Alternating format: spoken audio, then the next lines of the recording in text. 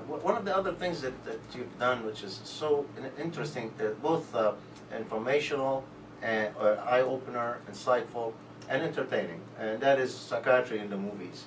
And you've done quite a bit of that over the years. You also published a book about that. Yes, Psychiatry in the Cinema.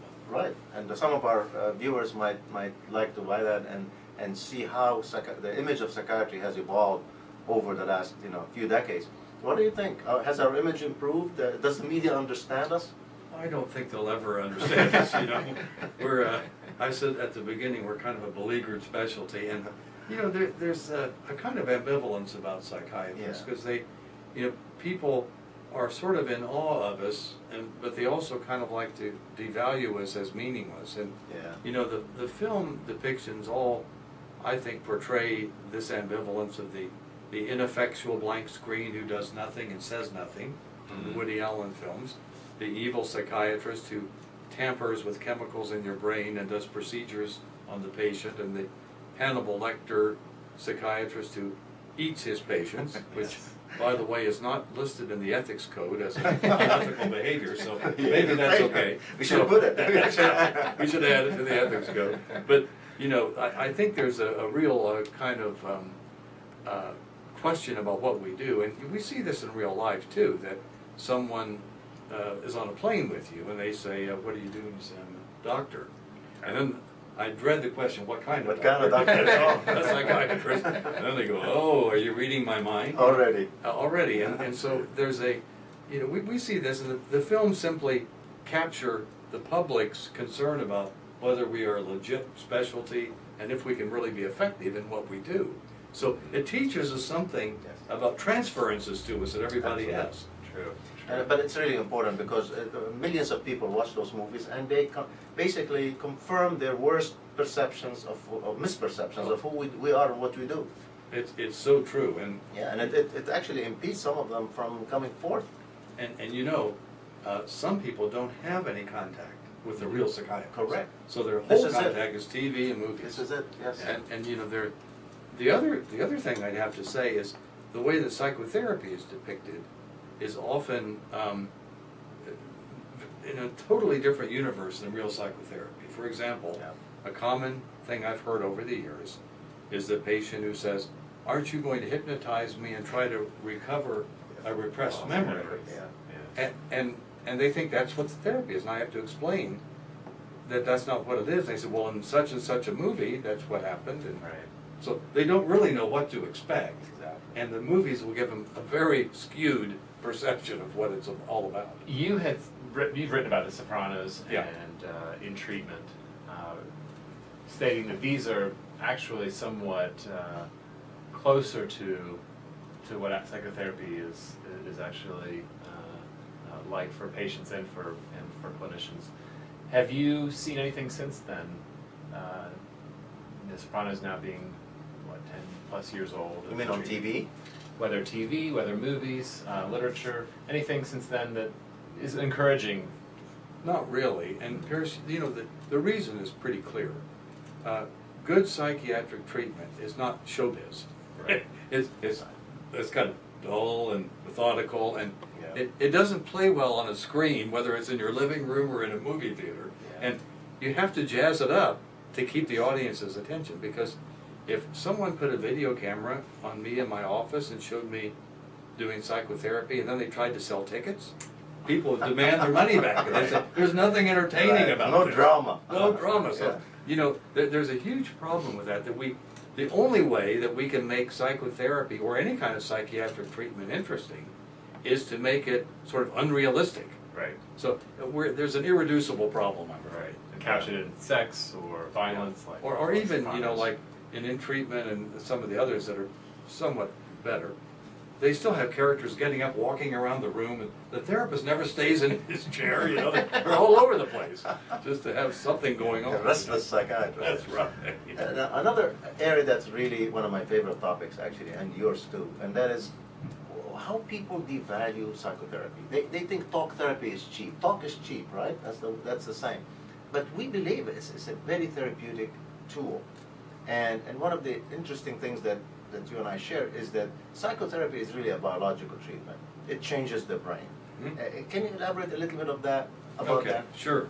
Well, let's begin with the premise that the only way a treatment could work is if it changes the brain. So Right. psychotherapy would have to change the brain to be effective. Now, this is part of the Cartesian dualism that we've gotten into in psychiatry, Yeah. where medication is the biological treatment, psychotherapy is the psychosocial treatment. But one of the best things that's happened for psychiatry, and I think, and also for psychotherapy, is all of the neuroimaging studies, which now show brain changes connected with a psychotherapeutic intervention, in some cases overlapping with medication, in some cases not. So that we start to think differentially about how psychotherapy affects the brain and how medication affects the brain. And, you know, this is tremendously valuable as to educate the public, because, you know, they can watch movies and think psychotherapy is nothing more than hand-holding or babysitting or being a parent, Yeah. you know, a friend. And minimalize it. Minimalize it. And I think that the neurobiological trends in the field have really helped the view of psychotherapy as a Yes. legitimate treatment. Absolutely. When I lobbied in Washington, I remember Congress people and senators being very skeptical that psychotherapy was a real treatment. And you may remember in the famous confidentiality case in the Supreme Court, which was Jaffe versus Redmond, it was on confidentiality, but Justice Antonin Scalia wrote in the minority summary that it would be of greater benefit if you talk to your mother rather than to a psychotherapist. Oh, jeez. You know, and again, here's an educated man in a prominent position saying that psychotherapy is actually inferior to just talking to a parent. And So- that's generational. Yeah. He's about 75. That's right. And you know, in those days, that's what really counts. Talk to your mother more than. That's right, Like that. but that's the kind of stigma Yeah. that we're It always is a working stigma, against yeah. in psychotherapy. Should be careful what he says. Yeah. But I appreciate it. Pierce, you have any last questions? One last question I have is, what, as far as the frontiers of psychiatry, looking down the road, anything that particularly excites you, whether it be psychopharmacology research, whether it be imaging, whether it be genetics, epigenetics, anything that Well, you look I forward think to? there's a very exciting area that combines the research on the impact of genes and environment with family therapy. Like, for conditions that are thought to be untreatable, such as antisocial personality, we're now getting some interesting data from a New Zealand prospective study that there is a genetic vulnerability to antisocial personality, which we've known about for a long time.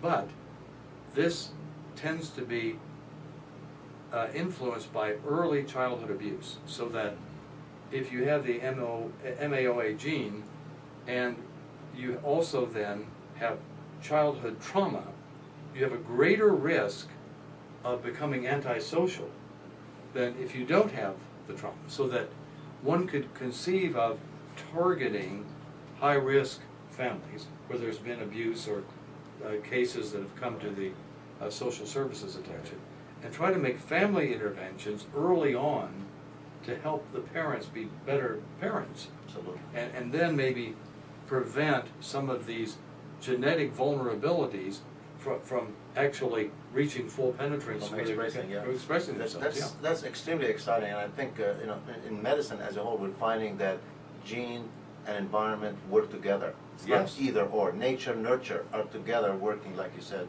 to either express it in a big way or maybe suppress it. Well, one of the paradoxes here, Henry, is that with all the genetics research, what it's making us realize in psychiatry, we have to be very modest in how much genetics is involved, because there are environmental Yeah. factors that determine what the genetic expression will be. Absolutely, and then the epigenetics gets even more Oh, interesting. yes, that is it. Where your behavior before you ever got the children might actually change your gene, not change the gene, but either silence them or express them. Yes. So I can conceive in the future a very exciting answer to your question, because I was thinking about that too. is that we can actually suppress the genes of mental illness in a family where we know that runs by behavioral changes, even dietary changes, before the pregnancy takes place, and the kid may have the gene for schizophrenia or depression or anxiety, but it's silenced. And that would be extremely exciting. Yeah, yes. Well, it's been so exciting to have you with us today as a My visiting pleasure. professor. Thank you so much for Thank you, being gentlemen. here. Very much. Thank you very much to our viewers for being with us today.